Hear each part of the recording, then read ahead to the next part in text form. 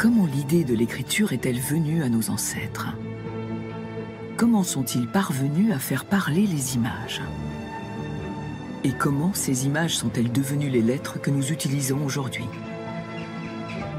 Pour répondre à ces questions, il faut se lancer dans une archéologie de l'esprit humain.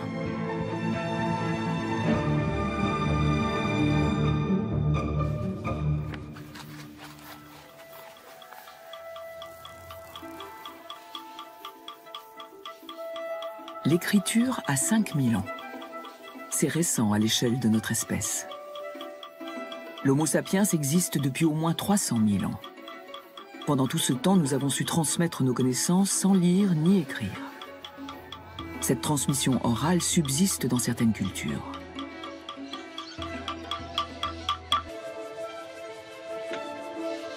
Depuis des milliers d'années, la culture aborigène s'est transmise par la parole, à travers des poèmes et des chants, sans avoir recours à l'écriture. Pourquoi nos ancêtres, à un moment donné, ont-ils eu donc le besoin d'écrire? Qu'est-ce qui les a poussés à enregistrer des choses destinées à être lues et non plus entendues? Les images, bien sûr, sont un bien commun à toutes les cultures. L'endroit où nous sommes assis maintenant s'appelle le site du rêve de la Lune. C'est la Lune que vous pouvez voir là-bas, la demi-lune. Son nom aborigène est Djabali. Et ça, c'est sa coiffe. Dans la cosmogonie des Wardaman, toutes les plantes et tous les animaux du monde étaient autrefois des êtres humains, errant à travers une terre boueuse jusqu'à ce que le chien de la création pousse un puissant hurlement.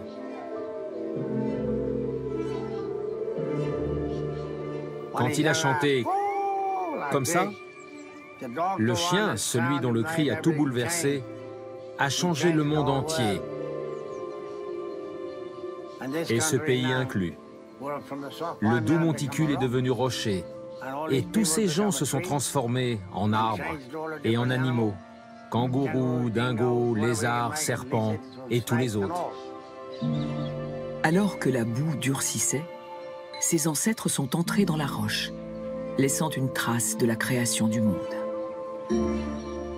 Il y avait de la boue, puis les ancêtres ont mis leurs pieds ici. Vous voyez? Ils étaient dans la boue, puis ils sont entrés dans la roche. Des empreintes humaines, ici aussi. Là, c'est un chien. Puis, il y a des empreintes humaines partout. Vous pouvez les voir. Puis l'ombre de la vieille lune pénétra tout le rocher, elle aussi, pendant la création. Sur le site du rêve de la Lune, Bill chante à l'oreille des ancêtres. Il n'est pas face à leur représentation, mais face à eux-mêmes, passés par magie dans le rocher.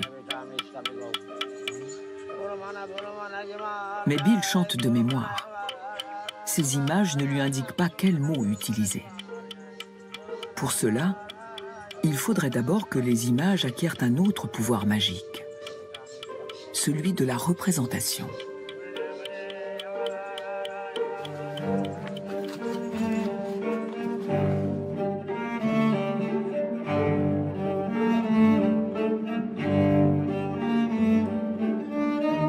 Le musée égyptien du Caire regorge d'objets trouvés dans les tombes de l'Égypte ancienne.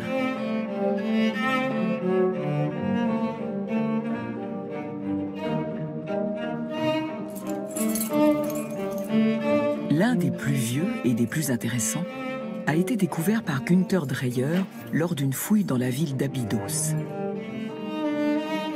Ce vase en argile, sans prétention, précède de plusieurs siècles le premier pharaon. Il a été fabriqué 3700 ans avant Jésus-Christ. Et les images gravées sont ici utilisées d'une toute nouvelle manière. Lors du nettoyage, nous avons constaté que la décoration était très intéressante. Il y a un grand rectangle séparé en son milieu par de petits rectangles. Des lignes en zigzag partent à gauche et à droite. Je pense que c'est une représentation de l'Égypte.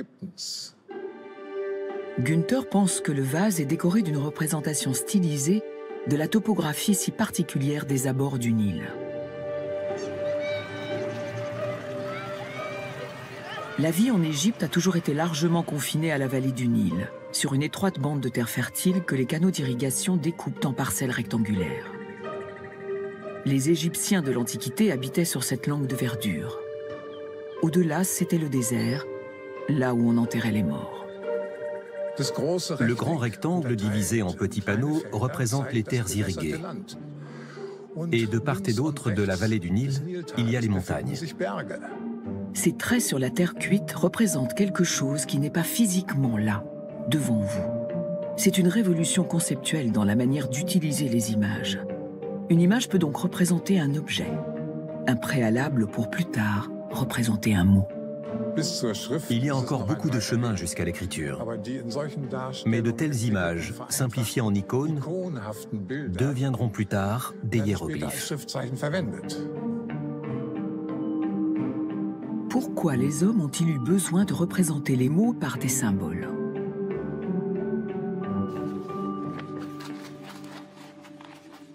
Il y a 5000 ans, l'Égypte se situait au sud d'une zone agricole appelée le Croissant fertile. Au nord-est se trouvait la Mésopotamie, l'Irak d'aujourd'hui.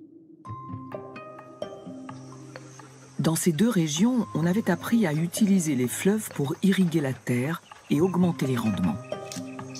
La population n'est plus obligée de travailler exclusivement dans les champs. Une société plus complexe peut alors voir le jour. Irving Finkel, du British Museum, est un expert de la Mésopotamie. Pour planter le décor, il faut savoir qu'en Mésopotamie, les Sumériens avaient ce qu'on appelle des cités-États. C'étaient des communautés très peuplées, fortifiées et entourées de fermes. Elles avaient des administrateurs, un temple central. C'est d'abord dans ces enclaves de civilisation que s'est fait ressentir le besoin de tenir des registres. Et bien sûr, c'est quand l'humain a un besoin aigu que son esprit ingénieux le cristallise en une invention.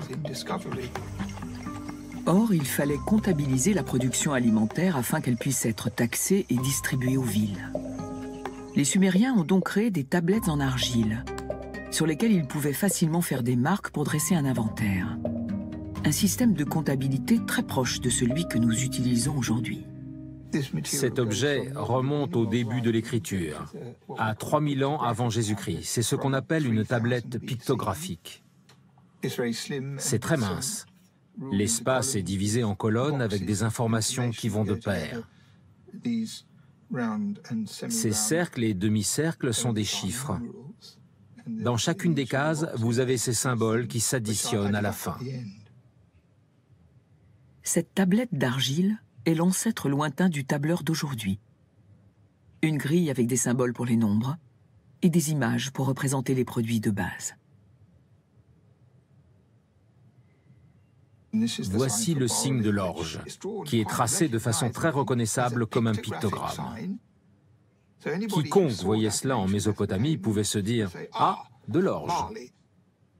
Ces pictogrammes seraient les éléments de base des premiers systèmes d'écriture. Des milliers de tablettes similaires suggèrent que la bascule de la culture de l'oral à celle de l'écrit s'est opérée pour une raison très prosaïque, le besoin de tenir des comptes. Ces preuves archéologiques semblent indiquer que pendant plusieurs siècles, les pictogrammes n'ont d'abord servi qu'à ces rudiments de comptabilité. Et puis, vers 3000 ans avant Jésus-Christ, une percée conceptuelle a lieu.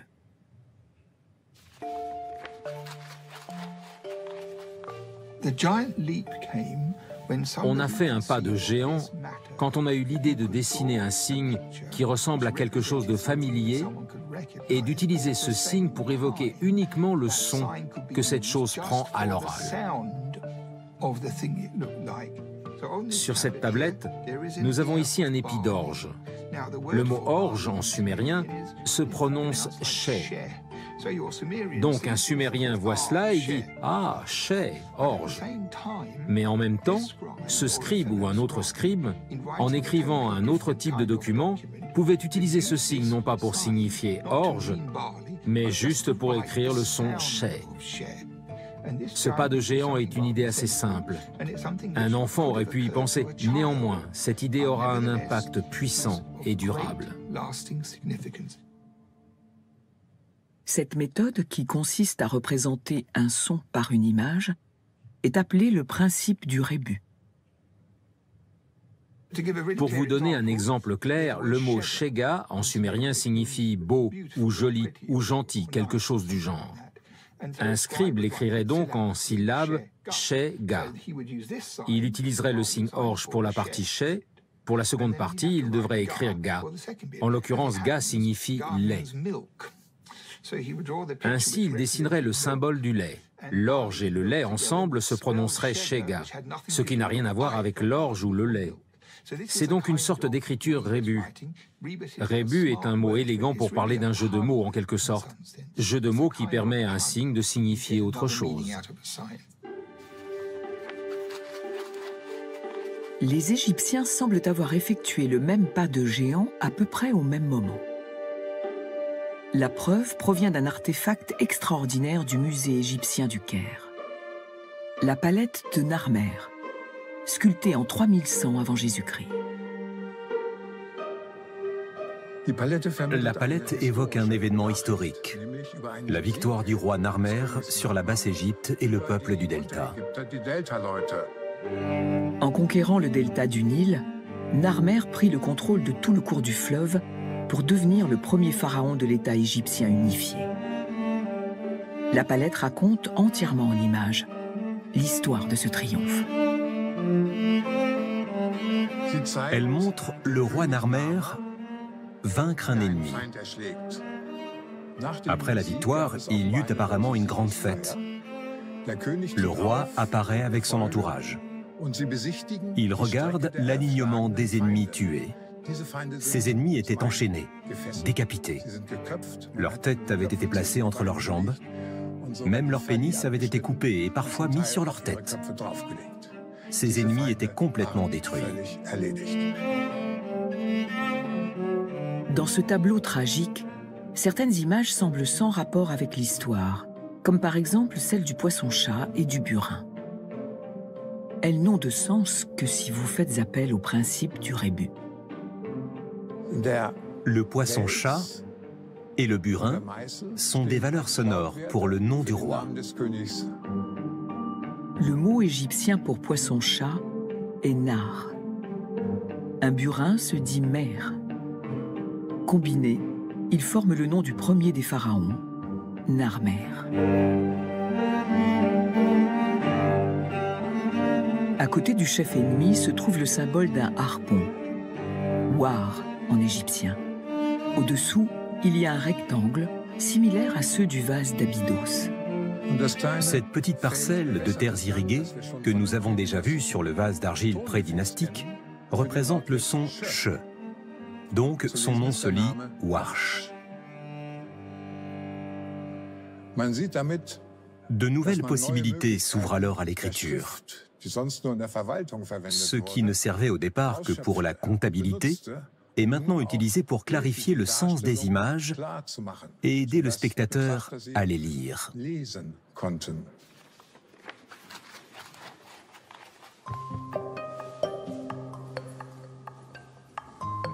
Dans les siècles qui ont suivi l'unification de l'Égypte, le principe du rébus, employé tout d'abord pour épeler les noms propres, était utilisé pour tous les mots de la langue égyptienne. Une écriture adaptable, complexe et belle était née. Les hiéroglyphes. Probablement le premier véritable système d'écriture au monde.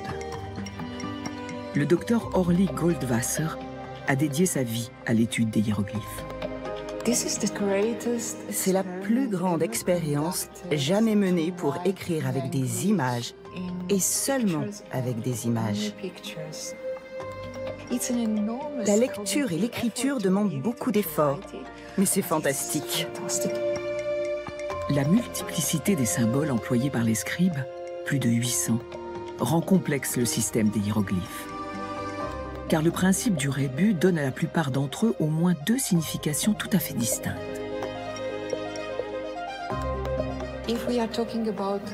Si nous parlons d'un canard, il peut être représenté par un canard, tel que vous le voyez ici. Ça, c'est facile. Mais dans bien d'autres cas, il ne s'agit pas d'un canard. Il représente seulement le son du canard, saut. Par exemple, le mot fille se dit saute ou quelque chose comme ça. On ne sait pas exactement comment le prononcer. Donc, pour saut, nous avons notre cher canard. Après, nous avons un autre signe. Quelque chose qui ressemble à un pain coupé en deux, qui donne le son T. Donc, saute. Le principe du rébus est l'astuce qui a permis au peuple du croissant fertile de créer l'écriture. Les scribes égyptiens ont eux aussi divisé les mots en plusieurs catégories, afin d'employer les hiéroglyphes autrement, comme classificateurs. Par exemple, vous trouverez un canard après tous les noms d'oiseaux. Donc, même après un faucon, vous aurez un canard, ce qui signifie que le faucon appartient à la catégorie des oiseaux. Ainsi, la combinaison phonogramme-classificateur est une très bonne façon de représenter un mot. Les Égyptiens et les Chinois la considèrent comme la méthode parfaite. Le cunéiforme, le système d'écriture de Mésopotamie, a également eu recours aux déterminants.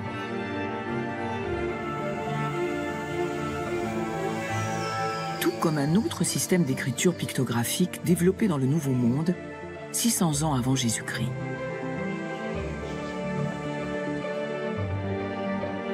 Les Mayas employaient également le principe du rébus pour transcrire les sons et utilisaient des déterminants pour résorber les ambiguïtés qui en découlent.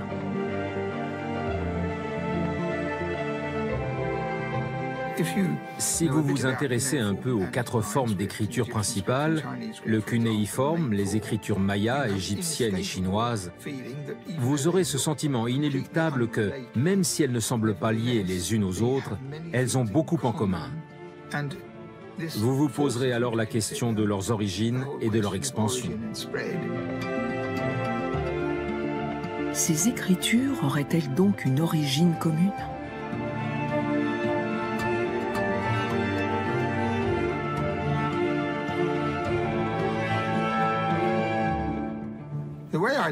Ces systèmes d'écriture ont en commun le principe du rébus.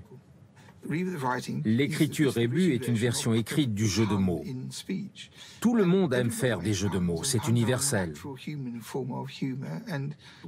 Dès que vous cherchez à transformer une parole en un symbole à partir duquel la langue peut être retranscrite, le principe du rébus s'impose immédiatement. Quand vous allez chercher des solutions, c'est la première qui viendra. Elle est d'une telle évidence. Les similitudes entre les anciens systèmes d'écriture ne proviennent pas d'une même origine, mais plutôt de ce que nous avons tous en commun, l'esprit humain.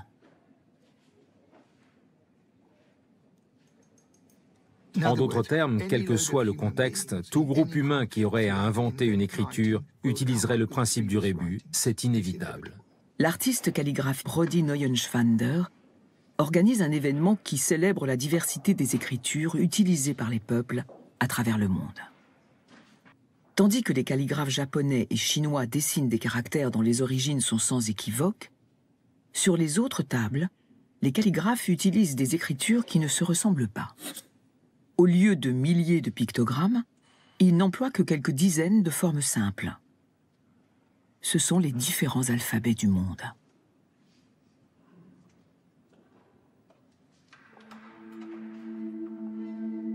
Le principe du rébus ne s'applique pas aux alphabets.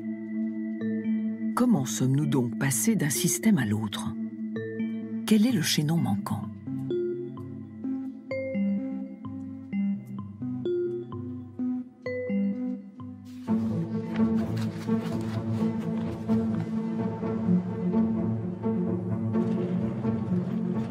La péninsule du Sinaï, en Égypte.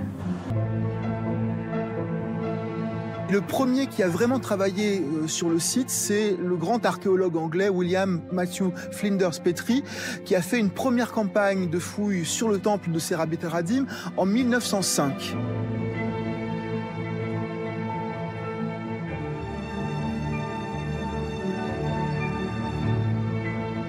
En bordure du plateau, Flinders Petrie et sa femme Hilda découvrent les ruines d'un ancien temple égyptien, parsemé d'une douzaine d'imposantes stèles en pierre. Ces stèles commémoratives sont une des caractéristiques de ce temple de Serabit el-Radim.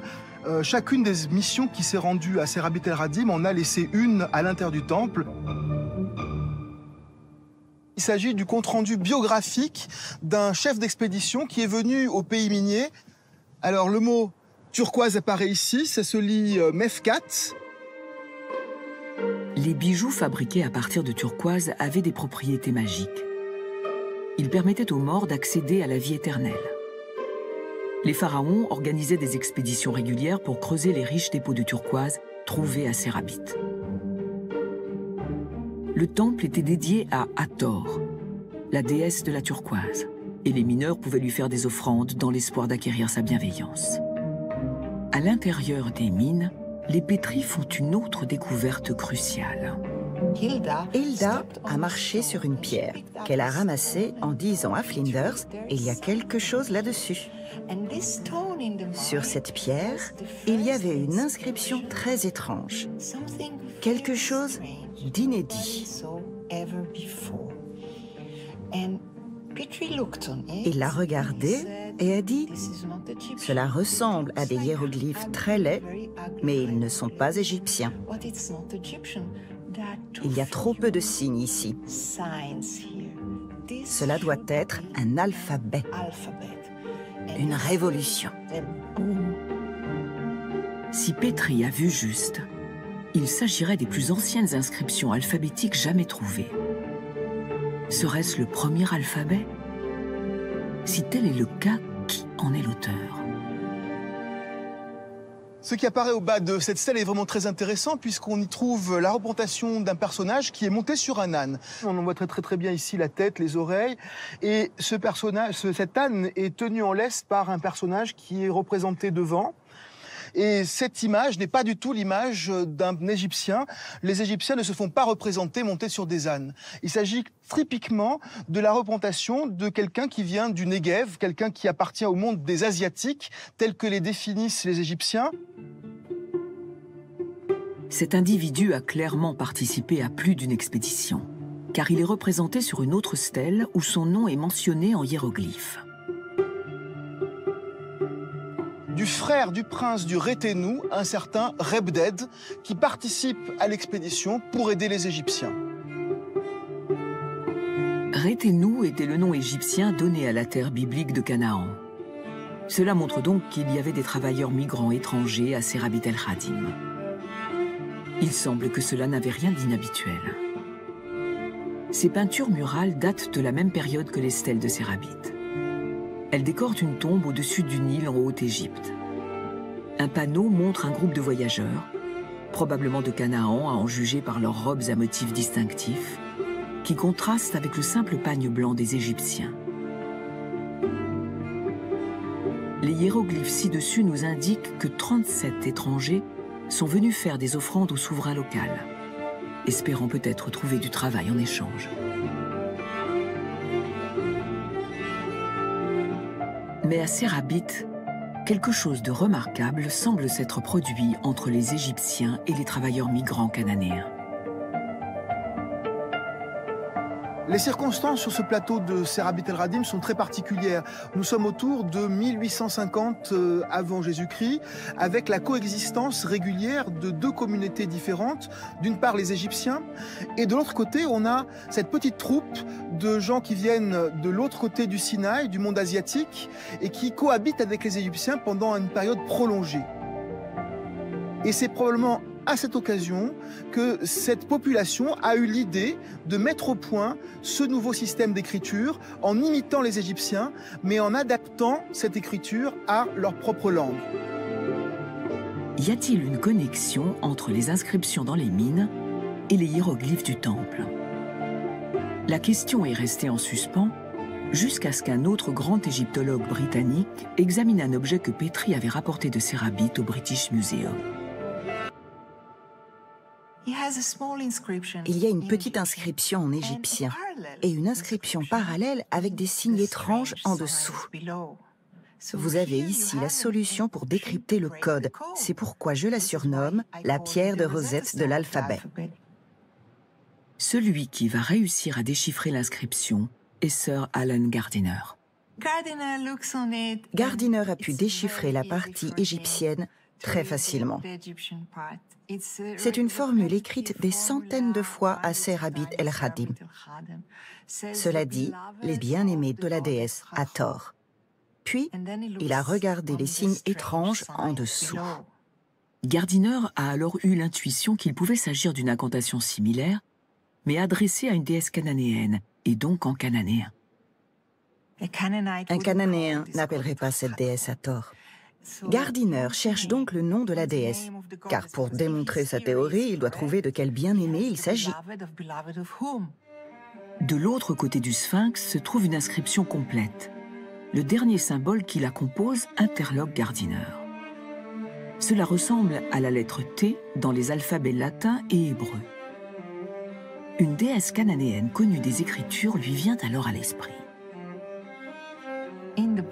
Dans la Bible, on connaît le dieu Baal. Il avait une compagne. La compagne en cananéen se termine toujours par un T qui marque le féminin. Elle se nomme Baalat. Gardiner s'est donc dit que ces 4 derniers symboles devaient épeler ce nom. Gardiner présume que le nom complet de la déesse cananéenne qui remplace ici Hathor est Baalat. Le nom de la déesse était la clé de cette mystérieuse écriture trouvée à Serabit. La première lettre, ce rectangle, est clairement basée sur le hiéroglyphe égyptien de la maison, Père. Les scribes égyptiens ont utilisé ce symbole pour écrire le mot maison, également pour représenter le son Père, et enfin, comme classificateur pour tout ce qui se réfère au bâtiment. Mais les migrants cananéens ignoraient tout de ces différents emplois. L'astuce géniale a été de prendre une image et de la lire en cananéen. La maison se dit Bait en dialecte cananéen. Prenez seulement le premier son, le Ba. Et chaque fois que vous aurez besoin du son Ba, vous dessinez cette maison. C'est le principe familier du rébus, mais appliqué d'une toute nouvelle manière. On n'utilise plus le son du mot en entier, mais uniquement le son du début du mot. C'est la grande invention de l'alphabet. Avec environ 30 images, 25 à 30 images, vous pouvez tout écrire, parce que vous avez les sons simples dont vous avez besoin. Pour écrire quelque chose dans ce dialecte cananéen, vous avez besoin d'environ 30 sons, c'est tout. C'est une invention immense et fantastique. Le principe même de l'alphabet, qui est finalement un système d'écriture beaucoup plus simple, et rend cette écriture bien plus accessible à un plus grand nombre de gens. Nous sommes au tout début d'un système de démocratisation de l'écriture qui commence ici, à Serabit el-Khadim, autour de 1850 avant Jésus-Christ. La mine de turquoise est encore parsemée d'inscriptions gravées il y a près de 4000 ans. Elle marque le moment où les hiéroglyphes sont devenus des lettres.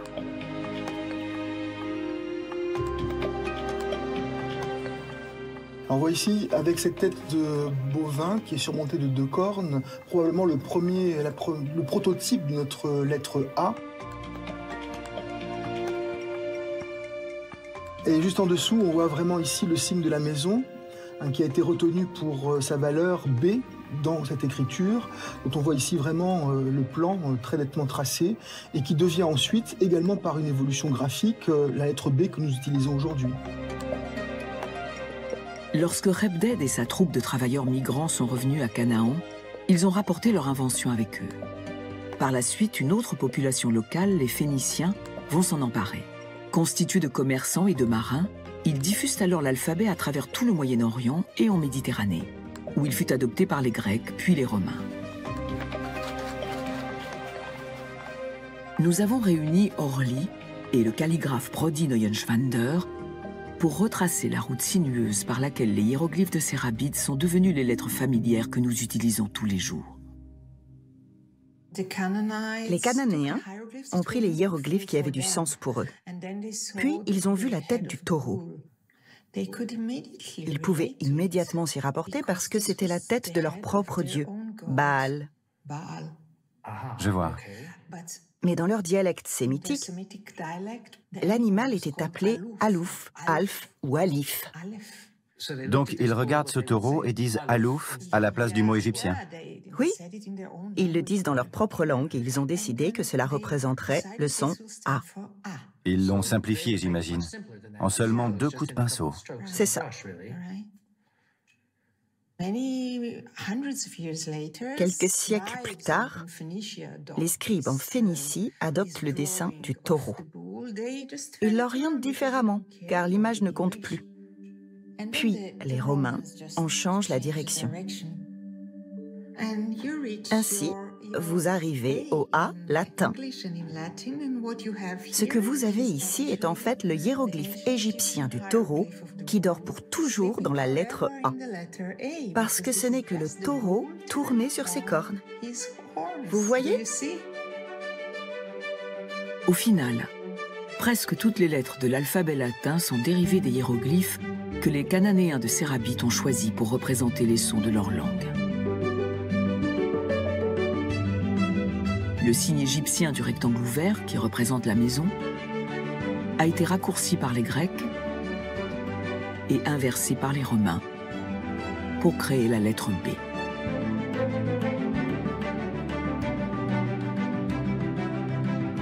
Le hiéroglyphe pour l'eau, Mayim en cananéen, est devenu en grec mu et en latin M.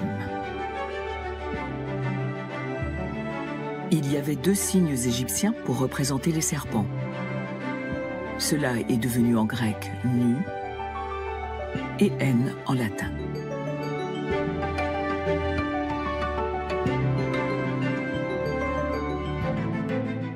Quel est le nom égyptien pour la tête? On ne sait pas exactement, mais c'est quelque chose comme Tat ou Topt, mais ça n'avait aucun intérêt pour les Cananéens. Alors quel est leur mot à eux pour la tête? Très différent, roche. Roche avec un R? Oui, avec un R au début, et ici, ils arrivent au R. Donc c'est la tête des Cananéens. Oui.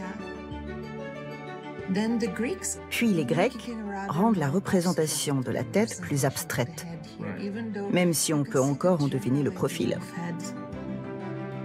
Les Romains ont tout retourné, systématiquement. Tout est dans la même direction. Mais cela fait des siècles et des siècles que nous ne voyons plus d'image là-dedans.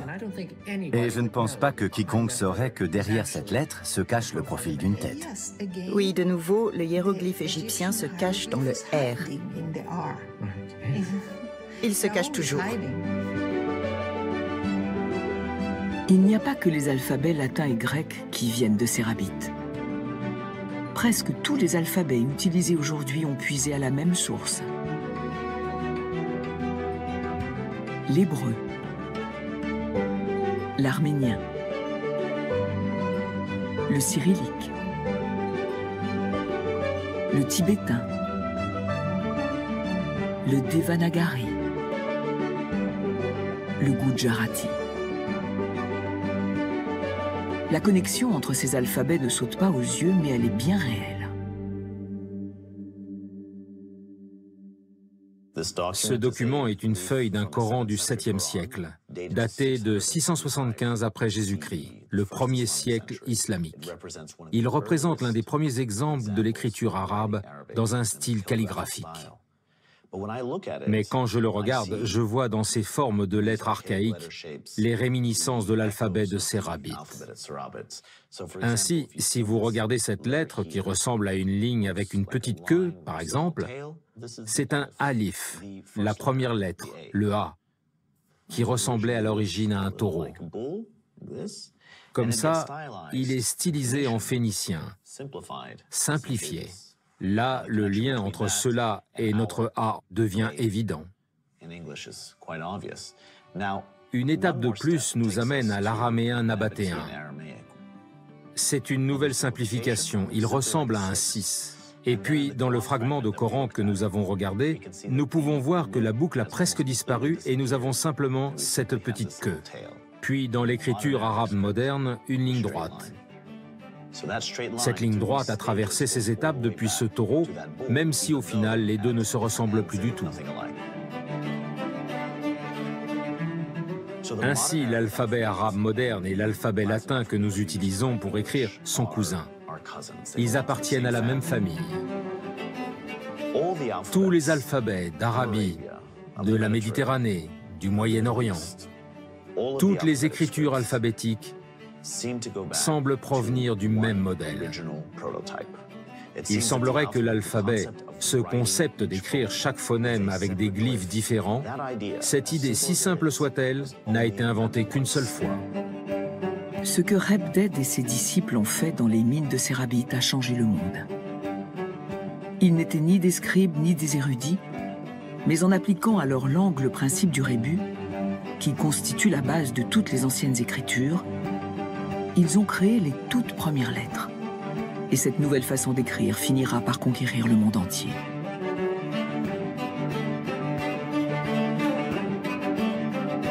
Nous devons à ces travailleurs migrants illettrés l'invention de l'alphabet, qui, plus que toute autre forme d'écriture, a uni les êtres humains à travers l'espace et le temps.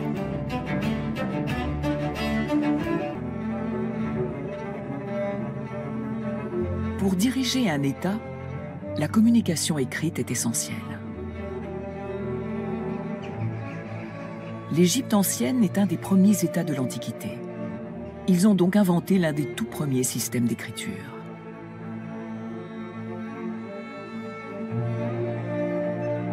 Les hiéroglyphes égyptiens peuvent encore être lus sur des inscriptions monumentales gravées dans la pierre. Mais les Égyptiens avaient également conçu un support pratique sur lequel ils pouvaient écrire quotidiennement.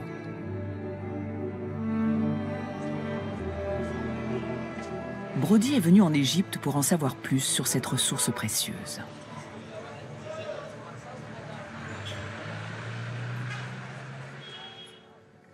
Mon nom est Sam. Moi, c'est Brody. Bienvenue. Je vais vous parler brièvement de cette plante, le papyrus, et de comment les anciens Égyptiens utilisaient cette plante pour en faire du papier. Le papyrus est une plante herbacée qui pousse le long des rives du Nil. Facile à récolter, les Égyptiens ont fait de cette plante modeste un des fondements de la civilisation. Nous enlevons les parties vertes, toute la couverture verte. Nous les divisons en tranches longues et minces, comme ça. Mais cette partie est friable, comme vous pouvez le voir, et rompt facilement. Pour rendre les tranches plus flexibles, nous utilisons ceci. Elles sont désormais plus solides et plus flexibles que cette partie-là, qui s'est cassée. Ensuite, nous les assouplissons dans de l'eau douce. 2 semaines plus tard, nous retirons les tranches de l'eau. Nous les plaçons entre 2 morceaux de coton, de cette façon, en ligne verticale et horizontale, comme celle-ci. Une verticale, une horizontale, sans aucun espace. Une par une et 2 par 2, nous complétons la feuille entière. Nous les couvrons, nous les mettons sous presse pendant 1 semaine.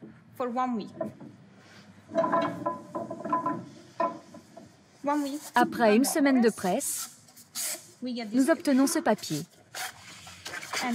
le premier papier au monde.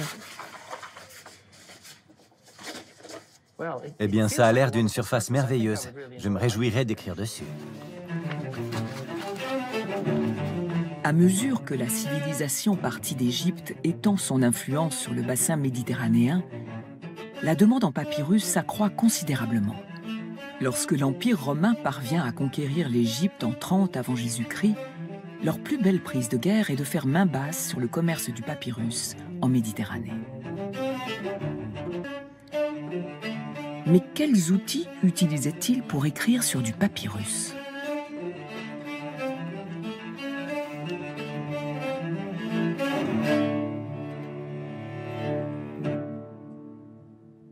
Les Romains utilisaient un calame fait de roseau pour écrire sur du papyrus. C'est très précis. C'est un matériau assez doux, mais le côté moelleux absorbe un peu l'encre. Donc, au lieu d'avoir un réservoir naturel comme une plume, le bois lui-même se charge de retenir une partie de l'encre. Brodie entreprend de copier une lettre envoyée de Rome en Égypte. Elle a été conservée par le sable du désert pendant près de 2000 ans. C'est une écriture informelle très simple. Je vais voir ce que c'est que d'écrire ces lettres avec ce calame. Vous vous rendez compte de beaucoup de choses au tout premier moment où le stylo atteint la surface d'écriture. Je remarque que les fibres horizontales du papyrus guident ma plume. Vous n'auriez pas vraiment besoin de tracer de lignes, car elles sont déjà là. Cela vous fait gagner beaucoup de temps. C'est glissant. Ça glisse tellement que c'est presque comme du patinage. Je me trouve naturellement poussé à écrire rapidement. L'encre est très légère entre mes mains. Il n'y a aucune résistance du papyrus. Donc je pense que vous pourriez avoir une belle longue journée de travail en tant que scribe romain tant que vous avez de la lumière. Vous pourrez continuer à transcrire des poèmes d'Ovide pour votre maître. C'est vraiment incroyablement rapide. C'est une surface faite pour la vitesse. Ainsi, des copies pouvaient être produites assez rapidement par des esclaves. Les matériaux étaient aussi bon marché. Les librairies romaines disposaient donc de livres à la portée de toutes les bourses.